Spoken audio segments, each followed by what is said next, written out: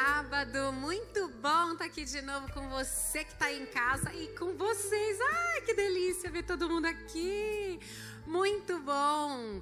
Que vocês tenham um bom dia, um ótimo sábado abençoado. E hoje nós estamos no último sábado dessa série que o pastor Joelson está fazendo, Traços do Reino. Semana que vem começa uma semana especial também, Semana Jovem, mas fica aí ligado que no final a gente tem mais informações para vocês.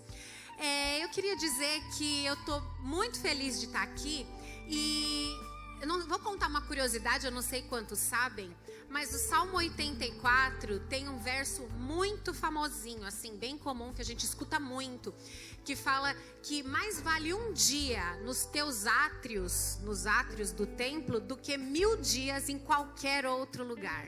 E é verdade, né? É muito bom estar aqui. Agora, o que eu não sei se você sabe é que Davi, quando escreveu esse salmo, ele estava impossibilitado de ir ao templo. Davi estava com saudades do templo. Inclusive, esse é o nome do salmo. Tem um título lá, Saudades do Templo. E eu acho que é o sentimento que a gente vem tendo, né? A gente estava com saudade de vir aqui, de adorarmos juntos. Mas o mais legal, e eu te convido para depois olhar na sua Bíblia e dar uma pesquisadinha lá no Salmo 84, dar uma lida, uma refletida, é que o salmista também nos fala que em tempos difíceis é no Senhor que está a nossa força, é nele que está a nossa salvação, e feliz daquele que deposita todas as suas preocupações nas mãos do Senhor, porque Ele nos cura, Ele nos traz descanso, Ele nos traz a força. Que assim seja, louvado seja o nome do Senhor por isso. E se você que está em casa nos assistindo, ou pelo Facebook, facebook.com/adventistastatuapé, ou pela nossa página na internet, adventistastatuapé.org, que você se sinta abraçado por nós, que você também receba as bênçãos de Jesus aí na sua casa e saiba que esse Deus que Davi adorava também é o mesmo que nós adoramos hoje e Ele também pode e vai nos livrar dessa crise. Logo todos estaremos juntos aqui na casa do Senhor, porque mais vale um dia na casa do Senhor do que 1000 dias em qualquer outro lugar. Que Deus possa nos abençoar e eu quero te convidar para orar comigo para a gente começar mais esse culto de sábado.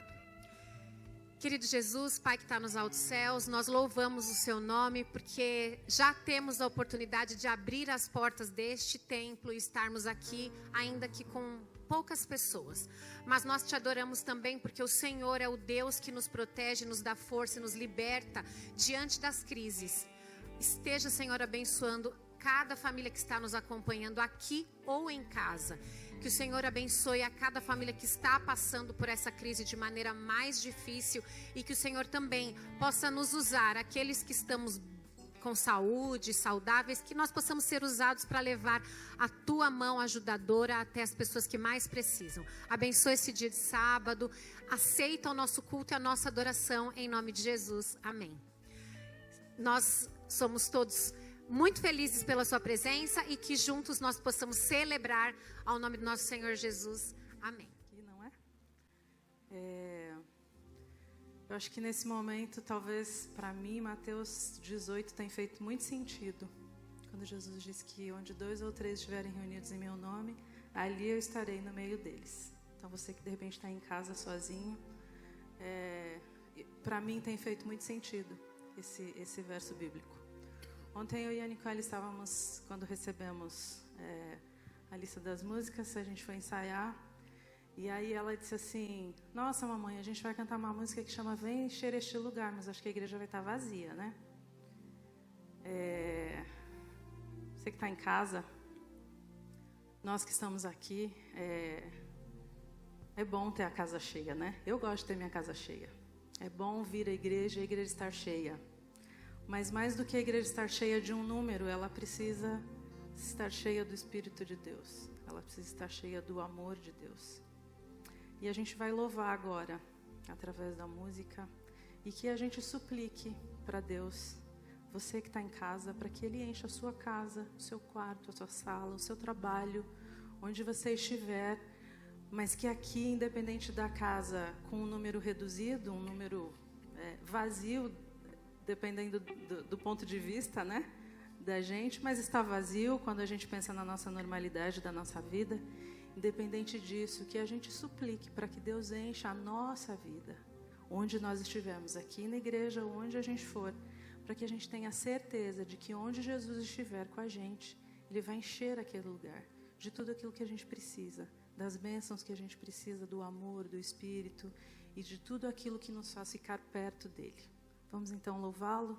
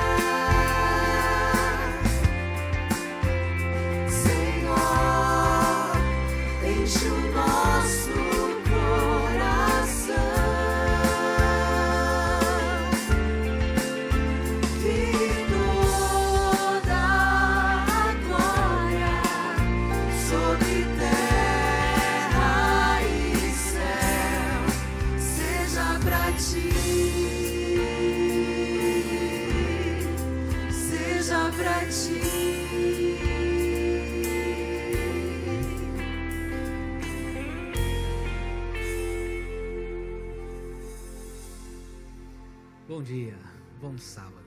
Que bom que você está aqui, que bom que você está aí. Eu queria transportar vocês, fazer um convite para nós fazermos uma teletransportagem agora. Irmos lá para Êxodo capítulo 24, os últimos versículos. E diz o seguinte: então Moisés subiu no monte Sinai e uma nuvem cobriu o monte. A glória de Deus desceu sobre o monte e para os israelitas a luz parecia um fogo que queimava lá no alto. A nuvem cobriu o monte durante 6 dias. E no 7º dia, o sábado, o dia do Senhor, o Senhor, lá da nuvem, chamou Moisés. O que será que Deus falou com Moisés? Capítulo 25. O Senhor disse a Moisés: diga aos israelitas que me deem uma oferta. Receba as ofertas que eles quiserem dar de bom coração. A oferta e o dízimo é uma adoração. O povo ali naquele momento estava adorando a Deus, porque com as suas ofertas de todo o coração, Deus naquele monte, toda aquela glória, todo aquele resplendor, com toda aquela coisa incrível, demonstração plena de poder de Deus, olha para o povo e fala: vocês querem me adorar? Vocês podem me adorar. Tenham suas ofertas de todo o coração. Você também pode adorar a Deus. Vocês também podem adorar a Deus. Durante este momento, a banda vai tocar. Os diáconos aqui na igreja vão passar as salvas. E você que está aí na sua casa, você também pode adorar a Deus de 2 formas. Primeira forma, você tem aí na tela um QR Code do 7Me. É um aplicativo que você pode baixar esse aplicativo e fazer a sua adoração. Segunda forma, também aqui na tela, tem os números, os números bancários aqui da igreja, onde você também pode fazer a sua transferência bancária. E se você preferir um outro método, quiser conversar um pouco, existem 2 canais de comunicação. Tem o e-mail da igreja e também o WhatsApp da igreja. Um detalhe: se você fizer a sua transferência bancária, é muito importante que você envie o comprovante para este e-mail, ou pode ser por WhatsApp também, para que possamos assim colocar a sua adoração de acordo com o que você desejar no seu coração. Que Deus abençoe todos vocês, que Deus nos guarde, e não esqueça, adorar a Deus é algo que nós devemos fazer todos os dias da nossa vida.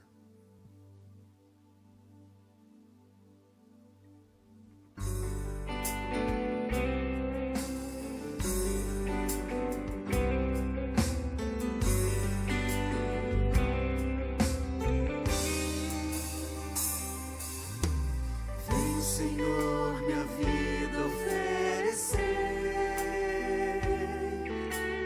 como oferta de amor e sacrifício.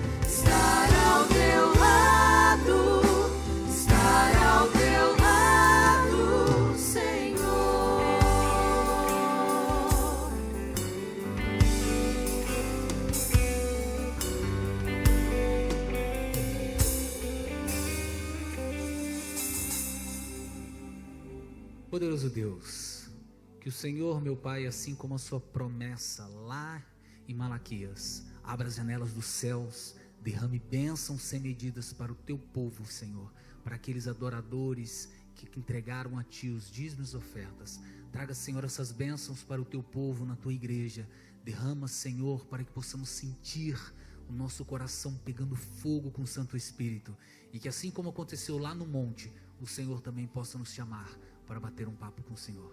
Derrama, Senhor, sobre nós a tua graça, a tua paz, no nome de Jesus. Amém, Senhor.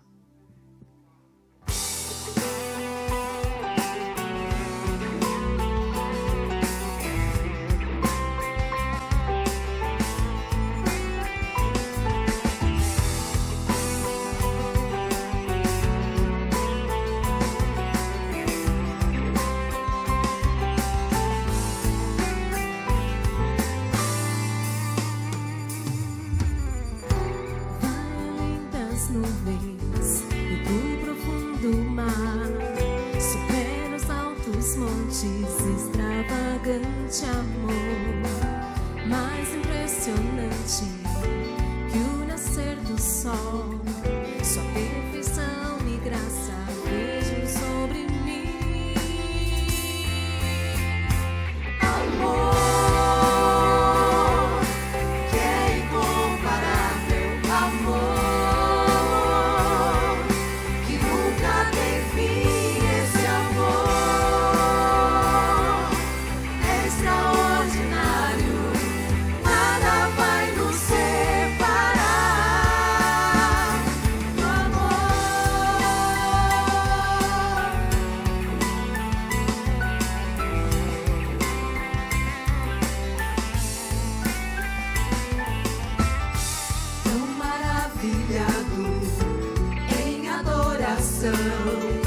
sinto minha vida se completando em ti, dando esperança, muda quem eu sou, sua perfeição e graça vejo sobre mim.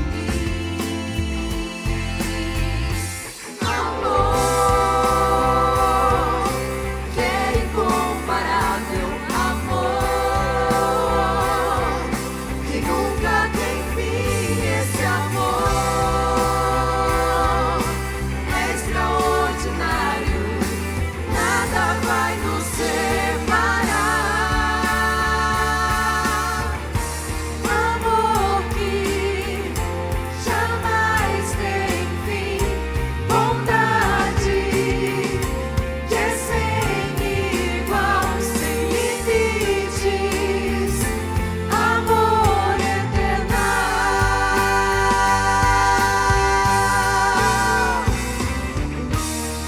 amor que jamais tem fim, bondade que é sem igual, sem limites, amor eterno.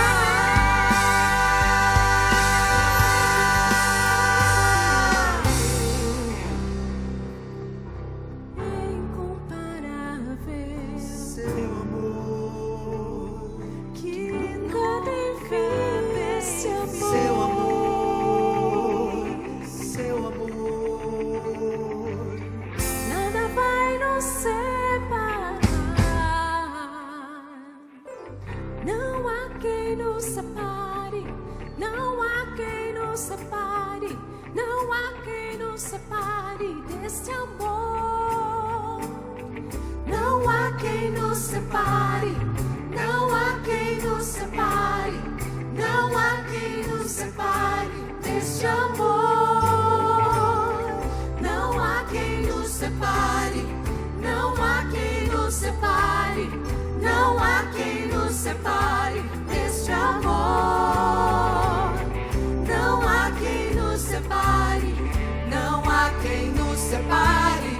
Não há quem nos separe deste amor. Amor que é incomparável, amor que nunca tem fim, esse amor é extraordinário.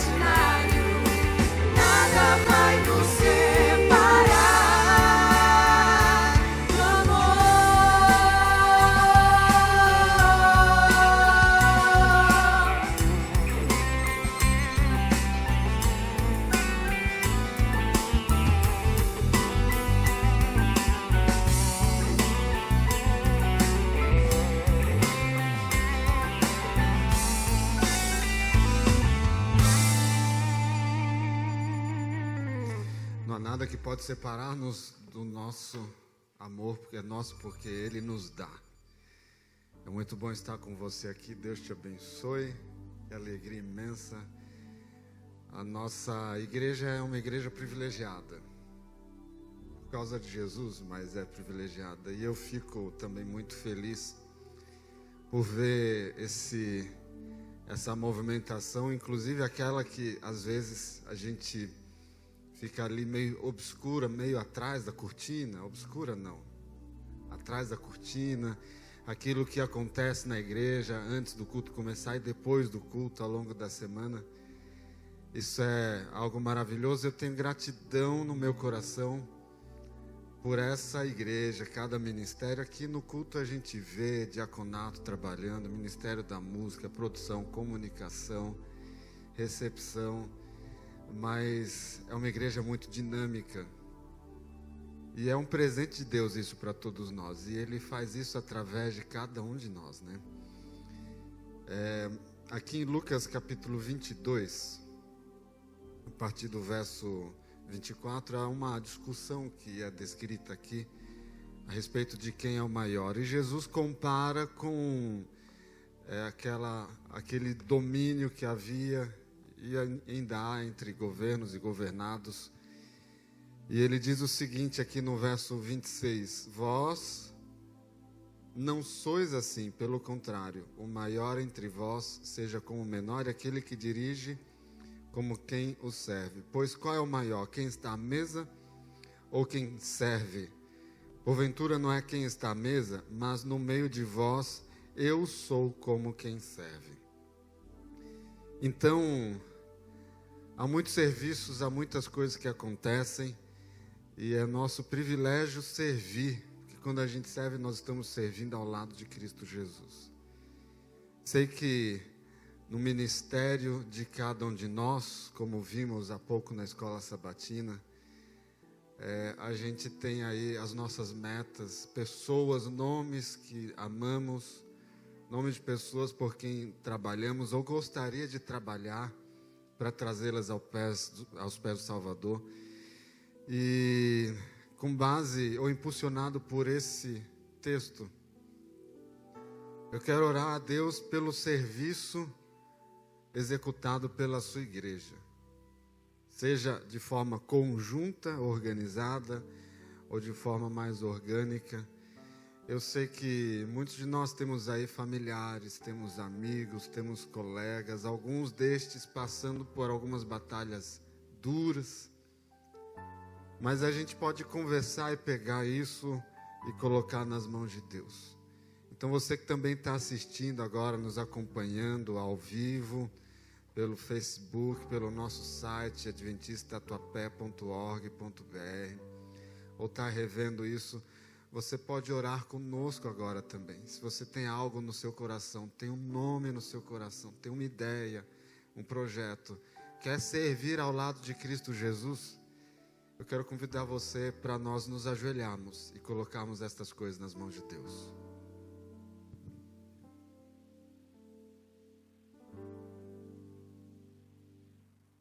Pai querido,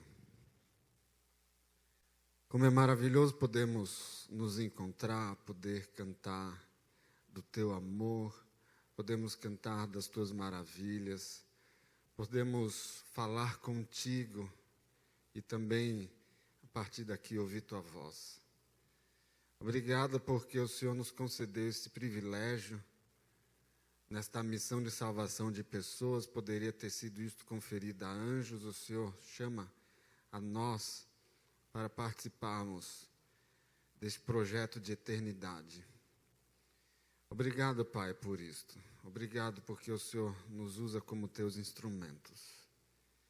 Queremos pedir humildemente em favor das intenções de nosso coração, em favor das preocupações que temos espirituais com relação a outras pessoas que conhecemos e talvez até amamos. Queremos colocar em Tuas mãos, Pai querido, cada amigo, cada familiar, cada parente, cada ministério, para que o Senhor nos dê o teu espírito e nos ajude a alcançar o teu propósito.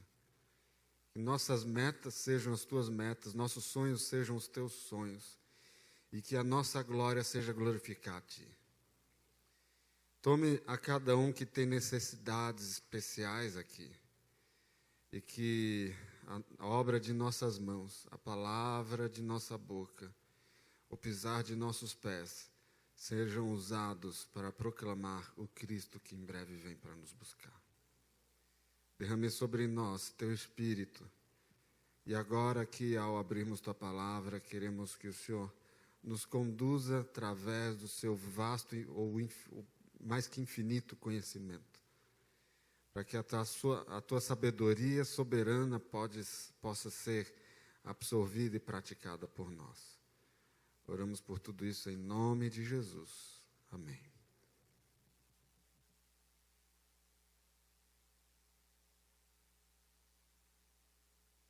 Podemos nos assentar. Nós estamos aqui nesta série especial e hoje chegamos ao último episódio da série Traços do Reino. A gente aprendeu a chamar de episódio, né? Eu não sei de onde que veio isso, mas quero convidar você a abrir a sua Bíblia aí em Mateus capítulo 5. Este trecho que tem sido nosso objeto de estudos ao longo desses últimos 5 sábados. O estudo de hoje vai estar aí no capítulo 5, verso 43. Mas eu queria lembrar você, porque a gente coloca e tudo isso de maneira separada, porque é uma necessidade nossa. A gente está longe da língua, longe da cultura. Eu acho que se a gente tivesse estado lá presencialmente, a gente ia entender as palavras de Jesus com facilidade, mas aqui a gente tem essa necessidade. Mas eu quero lembrar que tudo isso que a gente tem visto aqui é um único ensinamento, é o único princípio que Jesus tem elevado, estabelecido para a sua igreja. Então nós vimos um pouco lá atrás, hoje nós estamos vendo isso aí, né? Capítulo 5, verso 43, amarás o teu próximo e odiarás o teu inimigo. Quem disse isso? Vamos ver.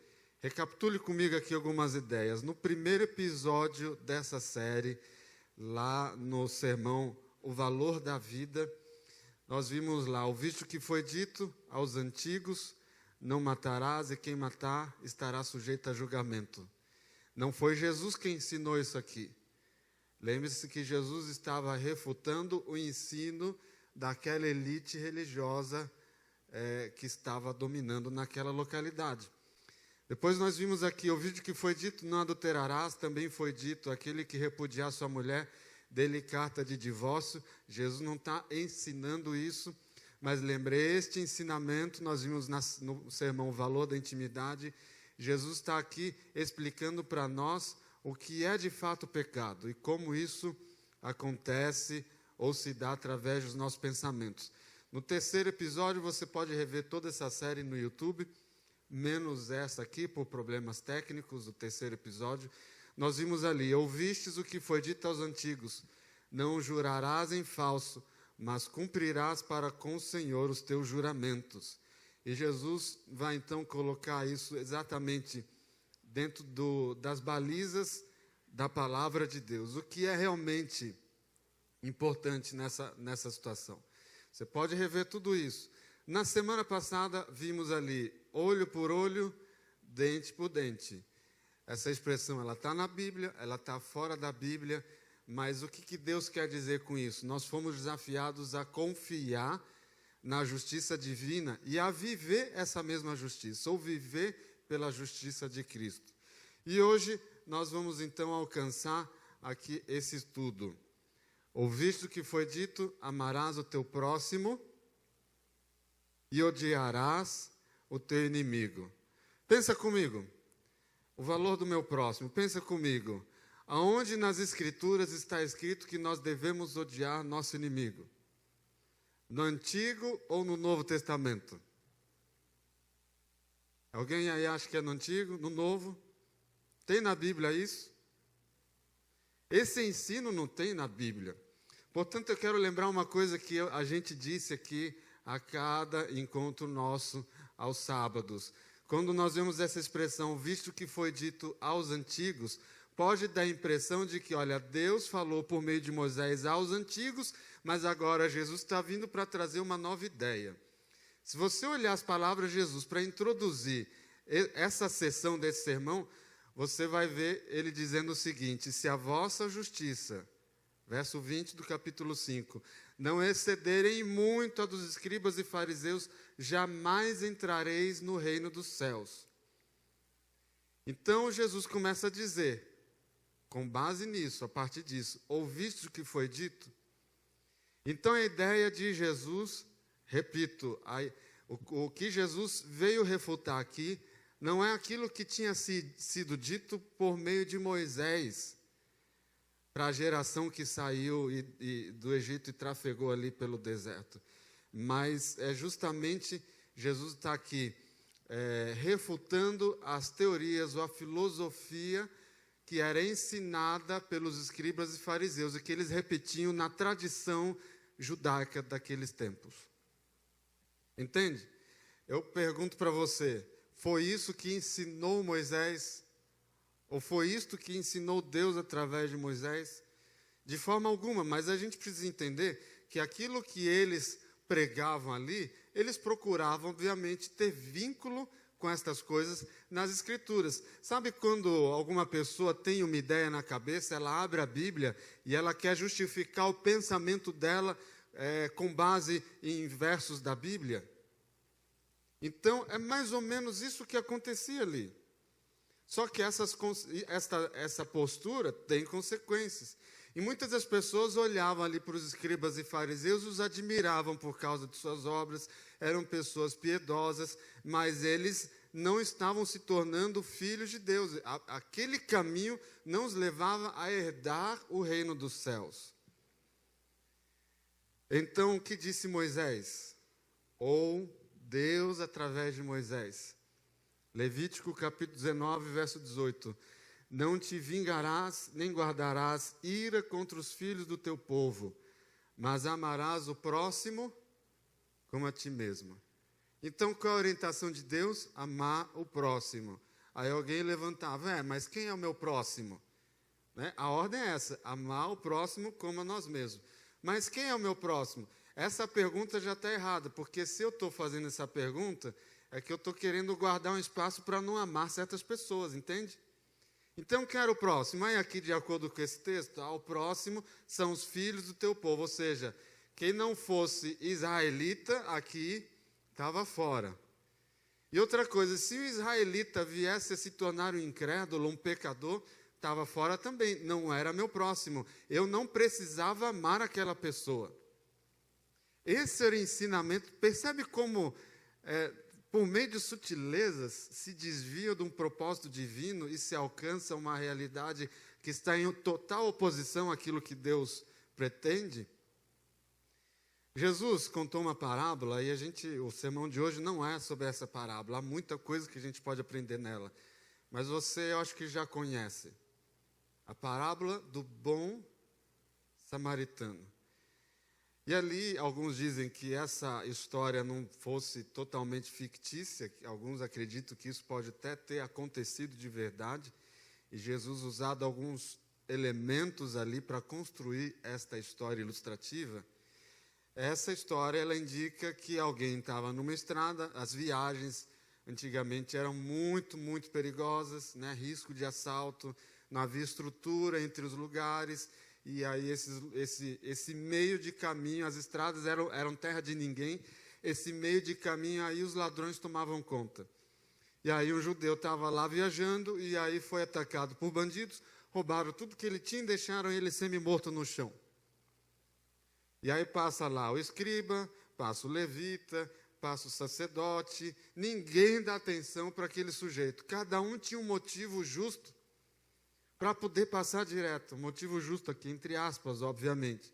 Então vem o samaritano e cuida dele, e não apenas cuida, mas ao entregar para, digamos assim, o hospital, paga a conta e fala, olha, se vier gerar mais débito do que isso aqui que eu deixei pré-pago, pode mandar que eu acerto tudo, deixa comigo. Aí Jesus pergunta, quem foi o próximo daquele que estava em necessidade? Foi o samaritano. Jesus ensinou com isso que naquele texto, quem era o próximo? Era só os filhos do teu povo? O ambiente ali naquele texto é porque se você era um judeu da tribo de Judá, quem eram as pessoas que você ia encontrar no seu dia a dia? Muito provavelmente judeus. E sabe, com as pessoas que a gente convive, é que geralmente a gente tem problema. E pior, às vezes a gente deixa que as pessoas que vivem de nós, ao redor de nós, os problemas ali acabam moldando aquilo que a gente pensa sobre o outro, vai moldando nossa atitude, e a gente que perde o sono muitas vezes. Então, a Bíblia, há outros textos bíblicos que diziam, olha, o estrangeiro no meio de vós, lembra que vocês foram estrangeiros lá no Egito, vocês foram servos, foram escravos lá. Então, lembre-se, quando tiver um estrangeiro, trate bem o estrangeiro no meio de vós. Então, existem essas orientações, estão na Bíblia. O próximo é a pessoa que cruza o caminho da nossa vida, aquelas pessoas que a gente encontra. O nosso próximo não é aquele que está do outro lado do mundo. O nosso próximo é aquele que cruza a nossa vida. É aquela pessoa com quem a gente interage ou evita interagir em alguns casos. Agora essa ideia, odiarás a teu inimigo.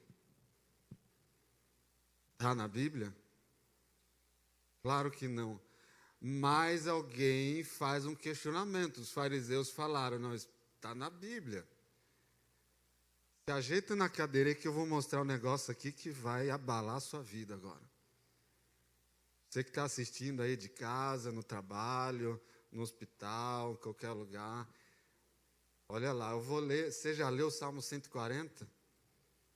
Você já viu a barbaridade que tem lá? Esse é um dos salmos ali. Eu vou ler. Estão preparados? Eu vou ler então aqui, ó. Só um pedacinho. Livra-me, Senhor, dos maus. Protege-me dos violentos. Pastor, aí tudo bem, tá legal. Vamos ler tudo, vamos ler. Recaia sobre a cabeça dos que me cercam a maldade que os seus lábios proferiram. Caiam brasas sobre eles e sejam lançados ao fogo em covas das quais jamais possam sair. Que os difamadores não se estabeleçam na terra e que a desgraça persiga os violentos até a morte. Amém?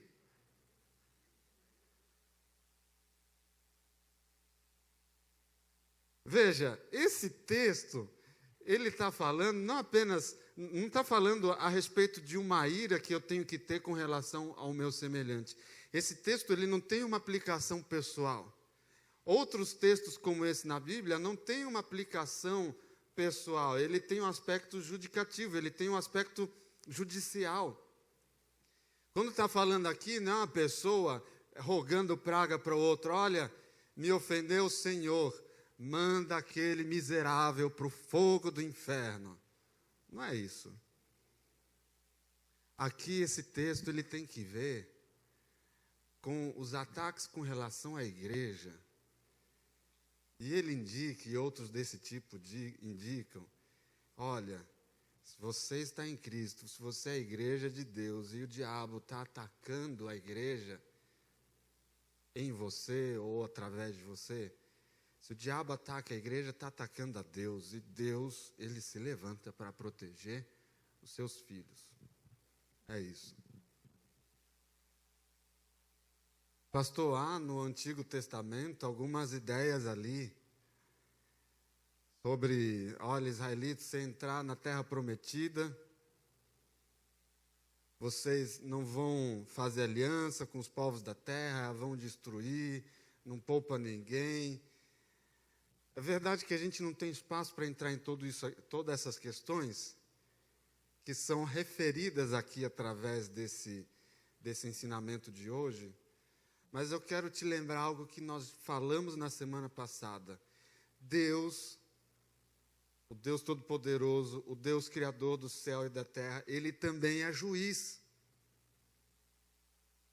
E algumas pessoas esquecem dessa parte, ou querem ignorar essa parte. E Deus é juiz, e Deus não executa seus juízos apenas no final da história deste mundo. Deus executa os seus juízos ao longo da história. E Deus sabe e conhece coisas que nós não sabemos e não conhecemos. E Deus, em sua infinita sabedoria, Ele executa seus juízos. Mas a Bíblia indica, é muito clara, especialmente no Novo Testamento, especialmente no Antigo Testamento, que vai ser repetido no Novo. Deus é misericordioso. Deus é tão misericordioso que por causa de uma pessoa, Ele usa de misericórdia até 1000 gerações depois. Essa é uma expressão poética, mas está dizendo ali, a misericórdia de Deus é muito grande. Não falta. Nós também conhecemos na Bíblia que Deus, Ele não erra, Deus não falha. Seus juízos são eternos. A Bíblia também, no Antigo Testamento, diz, Deus não tem prazer na morte do ímpio. Agora, o problema é que, às vezes, os fariseus, hoje certamente isso não acontece, né? Mas os fariseus pegavam essas coisas e usavam de uma forma pessoal para justificar coisas que tinham ali no seu coração. São palavras duras que a gente tem aqui. E já que eu disse no primeiro culto, repito aqui agora no segundo, eu fico feliz de ter que falar essas coisas dentro de uma série. Algumas ideias aqui e alguns sarcasmos estão grifados em livros que eu li e eu estou repetindo ideias aqui. Mas isso aqui é bíblico. E eu fico feliz de poder estar seguindo essa série, porque a gente não pode fugir de certas coisas que a Bíblia está apontando para nós. E também ninguém precisa cair em tentação de achar que o pastor pode estar fazendo sermão por causa de A ou B, porque isso não existe. Aqui é a palavra de Deus, simplesmente. Mas os fariseus tinham esse negócio, odiarás o teu inimigo. E sabe, lá nos anos 40 do século passado, ali, nas cavernas de Qumran, foram encontrados diversos manuscritos, centenas, em vasos que estavam ali. Nos anos 40 e 50, aquelas cavernas foram todas vasculhadas.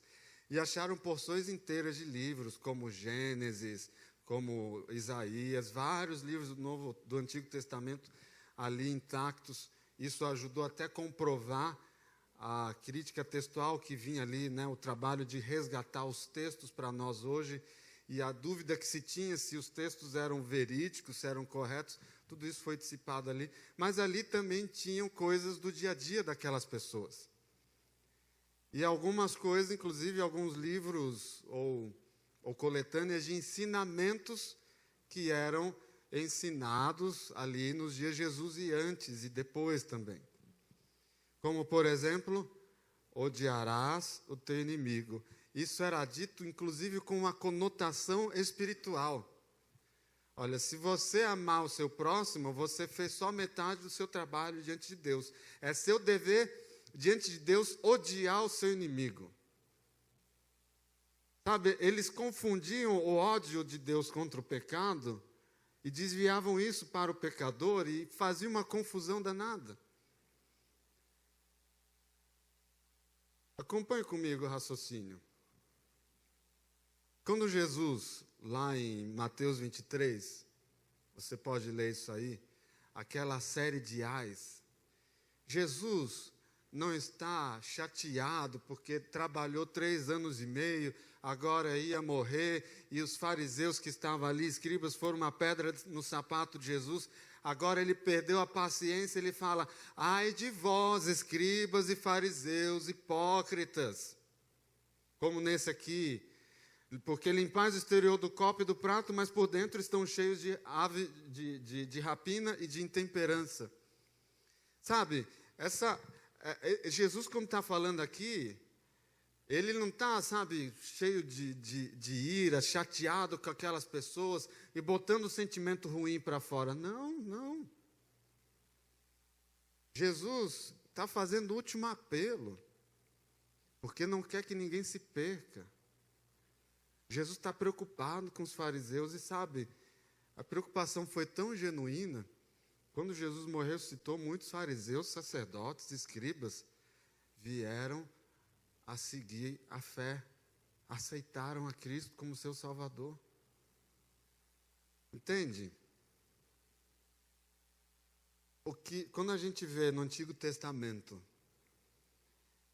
essas palavras duras, normalmente elas têm esse princípio judicial. Mas os fariseus tomavam a justiça nas próprias mãos. Os fariseus achavam que é seu direito odiar alguém que lhes fazia mal. Claro que esse assunto é uma coisa do passado, né? Hoje, os povos antigos, não civilizados, né? Pouca estrutura, sem educação, eles que tinham esse tipo de problema. Agora, no século XXI, a gente não enfrenta essas coisas, né? Agora, no século XXI, estamos livres dessas situações. Sabe, ninguém aqui vai odiar uma outra pessoa que conhece. Ninguém aqui vai se indignar com o outro. Isso é tudo coisa do passado, né? Claro que não. Entenda, era isso que era ensinado no Antigo Testamento. Era assim que era contradito ou entortado pelos fariseus, escribas e aqueles líderes religiosos. Mas quando a gente olha para Jesus, a gente vê o seguinte. Leia comigo. Ouvistes o que foi dito, amarás o teu próximo e odiarás o teu inimigo. Eu, porém, vos digo, amai os vossos inimigos e orai pelos que vos perseguem, para que vos torneis filhos do vosso Pai Celeste, porque Ele faz nascer o seu sol sobre bons e maus, e vi chuva sobre justos e injustos. Qual a orientação de Jesus aqui? Olha para mim, olha para o texto, diz aí. Amar quem? Os inimigos. E orar por quem? Tem dois princípios muito claros que Jesus estabelece aqui. Amar os nossos inimigos. E ele não disse, olha, precisa gostar de todas as pessoas. Deus não pediu isso para você. Deus não pediu para você gostar dos haters da sua vida. Ele não está preocupado com isso. Claro, se você vier a gostar, né, for a situação propícia, ok, legal, bacana, ganhou um bônus aí. Mas Deus não pede para você gostar de todo mundo. Ele pede diferente, Ele pede para amar. E quando Ele fala isso, há uma conotação espiritual aqui. Jesus traz essa dimensão espiritual. A pessoa é uma pedra no seu sapato, a pessoa parece que não gosta de você, a pessoa parece ter um problema com você. Eu digo parece aqui a propósito. O que você faz? Ora. Ora por ela, ora por você. Por quê? Qual é o objetivo disso? Para que vos torneis filhos do vosso Pai Celeste. Isso aqui não é para todo mundo, não. Olha, se você não está afim, não tem esse objetivo na vida, isso não é para você. Lembre-se que o Sermão da Montanha, Jesus não está pregando aqui para pessoas que são alheias à vontade de Deus. As pessoas que tinham vindo ali ouvir o sermão de Cristo, eram pessoas que estavam interessadas no reino dos céus. Eu imagino que você que está aqui participando deste culto, dessa adoração, está aqui conosco, assistindo à distância de algum lugar, é porque você quer ser filho de Deus, é porque você quer estar com Cristo pela eternidade. Se você não tem interesse, isso não é para todo mundo mesmo, mas para aqueles que querem estar com Cristo por toda a eternidade, precisa amar até os inimigos e precisa orar por eles. Sabe por que há uma dimensão espiritual aqui? É porque aqueles que às vezes a gente quer não gostar, aqueles a que a gente se recusa a amar, estes aí, a gente esquece que eles também são filhos de Deus. Foram criados por Deus. A gente esquece que Jesus também morreu por eles. E a gente fica tentando erguer muro de separação. E depois a gente olha para os judeus lá no passado e fala, aqueles judeus, como puderam rejeitar a Jesus? A partir de coisas como essa. Sabe, nós, hoje aqui, vivendo no século XXI, nós Às vezes não temos inimigos como os judeus no primeiro século tinham lá os romanos. Que eram para eles inimigos ali. Era um outro povo que estava dominando. Ok. Nós não temos, mas às vezes a gente encomenda os nossos inimigos. Porque de repente alguém fala uma coisa e aí você não entendeu. Sabe como é difícil a comunicação? É muito tranquilo você gostar de alguém que você não precisa conviver. É muito tranquilo você amar alguém que você já gosta. Agora, quando a pessoa começa a entrar na sua vida e os seus defeitos são expostos a ela e os dela a você, aí que começa o enrosco. Aí que começam as dificuldades. A gente normalmente trata bem quem nos trata bem. A gente gosta de quem é parecido conosco, mas a Bíblia nos impõe uma realidade um pouco maior. Só que na prática a gente adora encomendar inimigos para a nossa vida. E a gente importa isso. Quando eu preparava esse sermão e revisava alguns estudos, me lembrei que na minha vida eu já tive que me mudar algumas vezes, desde pequeno. Uma das mudanças mais drásticas foi quando saí com a família, obviamente. Por volta de 11 anos de idade, eu saí de São Paulo, Zona Sul, e fui para uma outra região do Brasil, Nordeste. Fui morar lá em Aracaju. Hoje tenho bons e grandes amigos lá.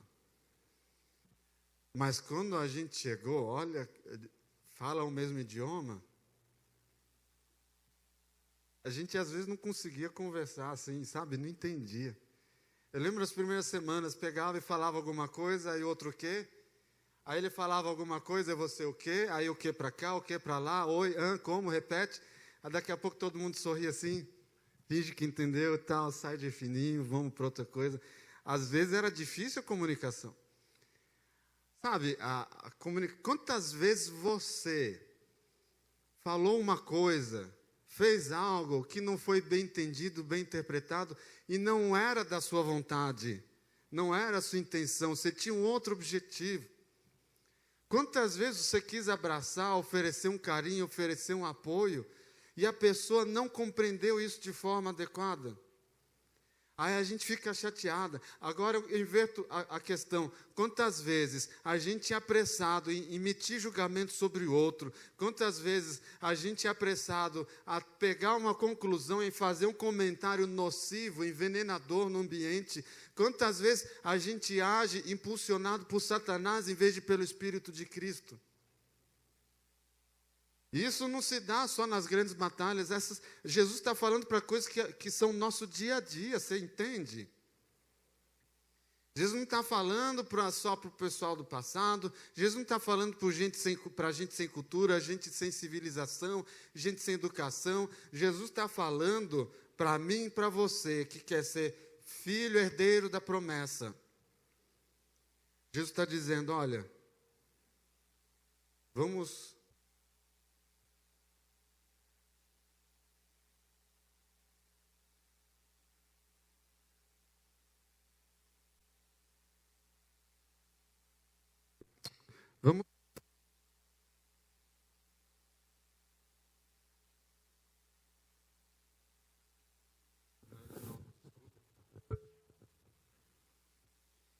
Vamos lá, pessoal.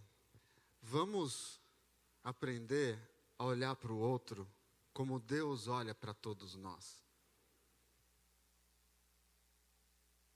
Fácil não é, ninguém falou que é fácil. Martin Lloyd Jones, grande teólogo,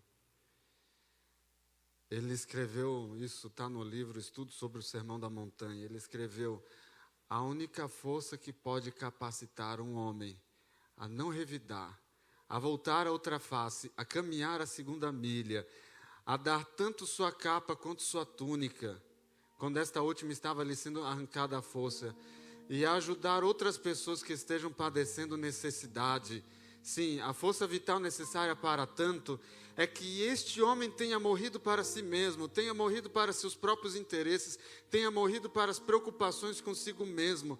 Mas nosso Senhor vai muito além disso. Somos instruídos a amar positivamente essas pessoas. Cumpre-nos até mesmo amar nossos inimigos. Isso não é para qualquer um. Isso é para uma pessoa que é nascido de novo. Isso é uma pessoa que quer ser, que quer ser transformada à imagem de Cristo. Entende, meu amigo, meu irmão, meu companheiro de viagem para Canaã celestial. Entende? Não é fácil. Mas nós temos uma referência. Essa referência é muito clara. Como foi que Jesus tratou as pessoas? Como foi que Jesus interagiu com as pessoas? E sabe, isso nem foi tudo que ele disse sobre esse assunto, mesmo nessa passagem aqui. Ele termina dizendo: porque se amardes os que vos amam, que recompensa tendes? Não fazem os publicanos também o mesmo? E se saudardes somente os vossos irmãos, que fazeis demais? Não fazem os gentios também o mesmo? Portanto, sede vós perfeitos, como perfeito é vosso Pai Celestial. Lá em Lucas, a palavrinha sinônima aparece lá no registro de Lucas. Sede vós misericordiosos, como misericordioso é vosso Pai Celestial. Está falando de amor. Amor verdadeiro, amor real. Sabe, quando Deus fala para amarmos os nossos inimigos, Ele não está dizendo para a gente ser falso. Ele não está dizendo para a gente ser artificial. Ele não está dizendo para a gente fazer isso como uma obra, para dizer, olha, cumpri um requisito aqui, agora estou salvo. Aqui Jesus está colocando algo que realmente é impossível. E é impossível porque nós somos pecadores. E nós, como pecadores, carecemos da graça e da justiça de Cristo. Aí Jesus coloca para nós, diante de nós, esse desafio. Temos um amor perfeito, amamos com perfeição o nosso semelhante. Como é que a gente vai fazer isso? Como é que a gente vai orar pedindo bem para quem nos faz mal? A referência está em Cristo Jesus. Sabe, Jesus perdoa até nós, Ele morreu por mim. E eu vou desprezar o meu semelhante porque ele me ofende? Eu vou espalhar uma crítica, eu vou falar algo ruim a respeito do outro porque eu não gostei, não entendi o que ele falou, não concordo com o que ele fez? E sabe, se a gente der vazão para esse tipo de pensamento, a gente se afasta dessa referência de perfeição de Cristo. Mas é Cristo quem está disposto a nos transformar. Eu quero dar um exemplo para vocês aqui. Durante uns quase 3 anos tinha uma pessoa que estava invocada comigo e eu não tinha a menor ideia. Não sabia. E era uma pessoa assim, braço direito, me ajudava no meu ministério. Mas eu não sabia que ela tinha lá um problema. Aí um dia tinha chamado esse camarada. Vamos aqui perto de casa, você vai estar por aqui. Tinha uma esfirraria pertinho de casa lá. De bairro assim, coisa bem simples, né? Mas a comidinha era boa e barata. Ah, você está por aqui? Está acabando seu expediente? Então vem aqui, passa aqui, para aqui, a gente vai comer. A gente foi. Aí depois, outro dia ele pegou e me ligou: pastor, vamos lá de novo? Quero conversar contigo. Tá bom, eu fui lá. E ele começou a me contar coisa assim, sabe, do tempo do ronco, do EPA, qualquer expressão que você tem aí, lá de trás. Aí ele começou a contar: lembra, pastor, aquele dia e tal, você fez assim, assado. E aí eu fiquei ouvindo e comecei a perceber pela ótica dele aquilo que ele estava pensando quando ele recebeu aquilo que ele recebeu, né?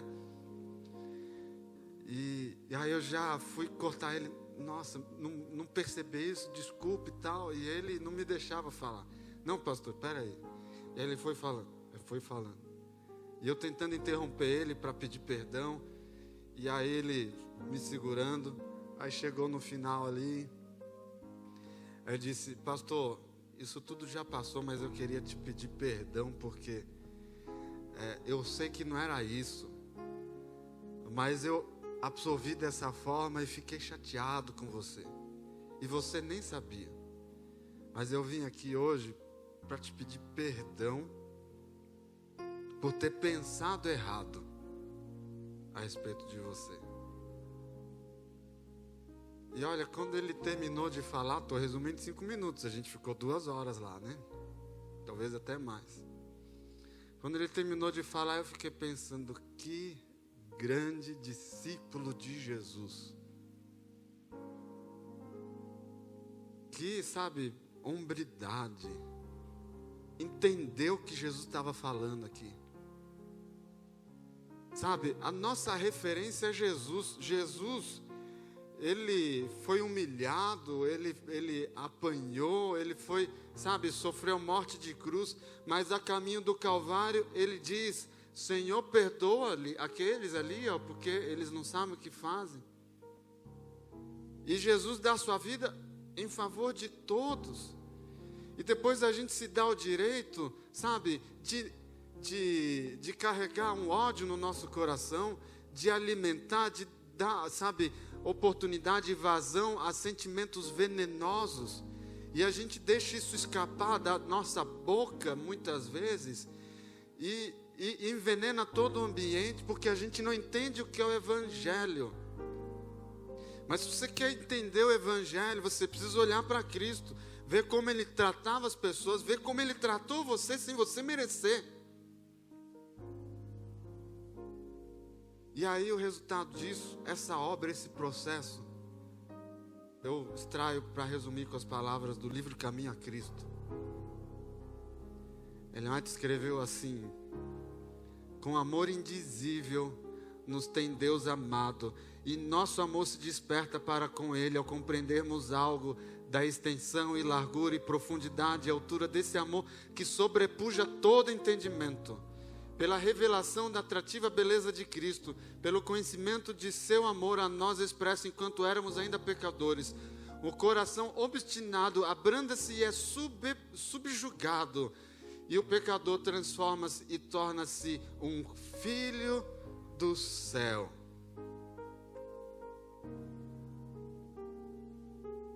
Não é fácil, mas tem um caminho. Jesus. A gente não entende o amor de Deus. E aí por isso nós somos incapazes de amar. Inclusive aqueles a quem nos tem ofendido. Quantas igrejas estão carregadas, sabe? Que esse sermão aqui Jesus pregou para a igreja. E quantas igrejas estão carregadas de rancor. Famílias que não se suportam. Pessoas que não conseguem cruzar o seu olhar umas com as outras. Deus não manda você ser falso, Deus não manda você ser artificial, Deus manda você amar, Deus manda você querer o bem daquela pessoa, porque se aquela pessoa for para o inferno, Deus vai ficar triste por isso. E você vai alimentar que sentimento no seu coração? A pessoa está perdida. Se a pessoa te odeia e realmente você não tem parte nisso, o que você tem que fazer? Enquanto aquele homem me falava, eu ficava pensando, meu Deus, como é que eu deixei isso acontecer? Sabe, diante de uma dificuldade, a gente tem que pedir a Deus para que Ele nos ajude a enxergar as coisas como Deus vê.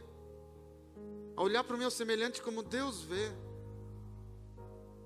Isso aqui é muito sério, e eu não estou falando isso aqui para pessoa X ou para a pessoa Y, para a igreja A ou para a igreja B. Isso é a mensagem de Cristo, porque Deus sabe aonde o calo aperta, Deus sabe como o diabo trabalha.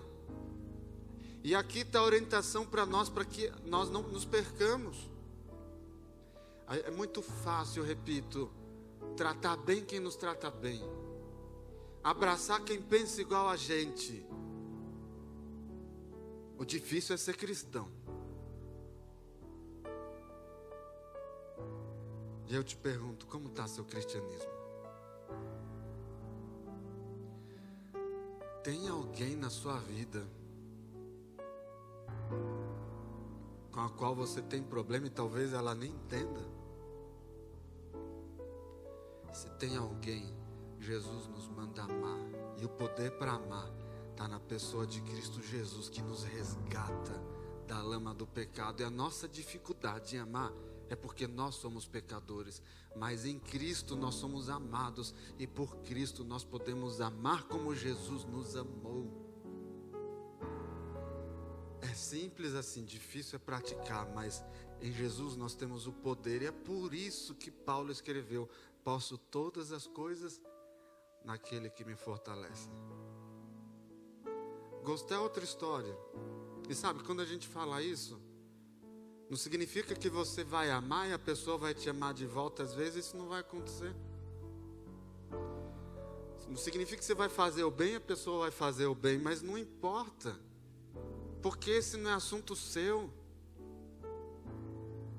O que cabe a você fazer é aquilo que Deus pede a você. Você não tem que fazer aquilo que Deus pede ao outro. Você não tem que responder pelo outro, responda por si. E apresente-se diante de Deus: Senhor, aqui estou, eu estou nesse pecado, Senhor, eu estou perdido, eu estou lidando aqui com minha incapacidade de amar, de olhar com um sorriso, com alegria, querer o melhor de algumas pessoas. Então, Senhor Deus, me ajude e me salva, Senhor, me resgata. E você então olha para o amor de Jesus. Olha para o amor de Jesus. Compreenda. A hora que você entender o amor de Deus, você vai entender a ordem divina, e Deus vai lhe capacitar. Jesus diz para a gente orar por isso, né? Se você está aqui me ouvindo agora, e você tem uma questão aí, um nome no seu coração, tem uma situação aí no seu coração, você está me ouvindo agora, pega isso agora, coloca nas suas mãos agora e vamos orar juntos. Pai querido, que coisa o Senhor nos pede, Pai. Às vezes era mais fácil trocar uma montanha de lugar. Às vezes era mais fácil, sabe, atravessar o mundo para fazer uma obra numa terra distante onde ninguém me conhece. Mas o Senhor pede para amar a quem não nos quer bem. O Senhor pede para nós amarmos e orarmos por pessoas que aparentam não se preocupar conosco. É quantas vezes, Pai, é pior do que isso, a gente mesmo arruma inimigos para a nossa vida. Mas nos ajude a compreendermos, Pai, o Teu amor. Nos ajude, Pai querido, a amarmos como Jesus amou a nós mesmos.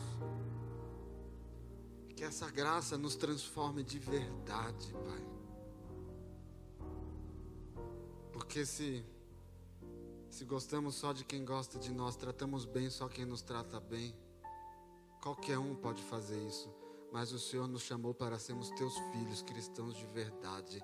E pelo poder do sangue de Cristo Jesus, muda nosso coração, Pai querido. Muda, Pai, nossos pensamentos. Muda nossa língua torpe. Muda nosso olhar atravessado. Muda nossas mãos desajeitadas. Muda nossos pés truculentos, Pai, muda. Porque nós queremos ser filhos da eternidade. Foi para isso que Cristo veio, Pai. Nós vivemos essa condição de pecado, mas o Senhor pode nos aperfeiçoar. Nos ajude a deixarmos para trás todo laço que nos embarace e a sermos moldados pelo amor de Cristo Jesus. Nós oramos em nome de Jesus. Amém.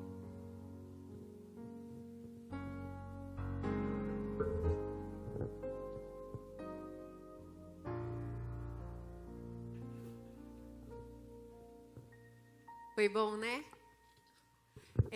Mas não é fácil, viu? Vai pensando que isso é fácil, que não é fácil, não. Às vezes a gente tem que respirar fundo, engolir o orgulho, porque isso não é para qualquer um. É para quem quer ser filho de Deus. Então, se é isso que você quer, peça que Jesus te transforme, que eu estou pedindo para Ele me transformar também. Mas essa série acaba agora. Porém, semana que vem começa uma série super especial. É a Semana Jovem 2020. Nós não vamos ficar sem. E a Semana Jovem começa sábado. Ela se chama, o tema é Supernatural. E ela vai ser presencial todos os dias. Então, se você tem interesse em vir, já fica de olho nas nossas redes sociais para que você possa fazer o seu check-in, fazer a sua inscrição para estar aqui. Agora, caso você não possa estar aqui, não se preocupe, ela será transmitida pelo nosso facebook.com/Adventistas Tatuapé e também pela nossa página adventistastatuapé.org. Então, você que está em casa, fique ligado, e você que está aqui também, porque semana que vem começa a Semana Jovem, muito especial, e a gente espera que vocês todos estejam. Eu quero desejar um ótimo sábado para vocês, que Jesus abençoe a vida de todos os que estão aqui e os que estão em casa, e que nós possamos sentir cada dia mais próximos do reino, né? Que nós possamos colocar os traços do reino no nosso coração, na nossa vida.